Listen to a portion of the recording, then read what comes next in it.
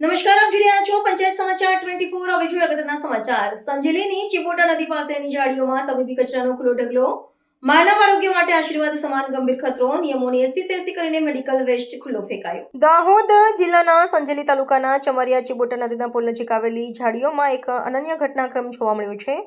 અહીં ખુલ્લેઆમ ખાલી દવાઓની શીશીઓ, ઇન્જેક્શન અને ગોળીઓના કવર સહિતનો અત્યંત જોખમી તબીબી કચરો ખડકાયેલો જોવા મળ્યો છે, જે પર્યાવરણ અને માનવ સ્વાસ્થ્ય પ્રત્યે જિલ્લાના આરોગ્ય તંત્રની અતિ ગંભીર નિષ્ઠા દર્શાવે છે। એવું લાગી રહ્યું છે કે તંત્ર દ્વારા ગ્રામ્ય વિસ્તારમાં સ્વચ્છતા અભિયાન અંતર્ગત આ ઝાડીઓને કચરાના અદ્રશ્ય પર્વત બનાવવાનું આયોજન હાથ ધરવામાં આવે છે, જેથી ગ્રામજનોની રોગપ્રતિકારક શક્તિની કસોટી થઈ શકે। સામાન્ય રીતે તબીબી કચરાનો નિકાલ નિયમાનુસાર અને સુરક્ષિત રીતે કરવામાં આવે છે, પરંતુ દાહોદ જિલ્લાના ગ્રામ્ય વિસ્તારોમાં કચરાના આડેધડ નિકાલ કરવામાં આવી રહ્યા છે, જે સૂચવે છે કે અહીં નિયમોનું પાલન કરવું એ માત્ર વૈકલ્પિક સુવિધા છે। આ વેસ્ટ કોણે નાખ્યો તે ખરેખર એક જટિલ તપાસનો વિષય છે। કદાચ કોઈ પશુપાલક ભૂલથી પોતાની દવાઓ અહીં છોડી ગયો હશે, અથવા તો કોઈ પક્ષી આ જોખમી કચરાનું ટ્રાન્સપોર્ટેશન કર્યું હશે। તબીબી કચરાના ડેટા જાળવવાના નિયમો હોવા છતાં તેનું પાલન ન થવું એ અધિકારીઓની બિનવ્યાવહારિક કાર્યશૈલીની એક ઉત્તમ ઝલક આપે છે।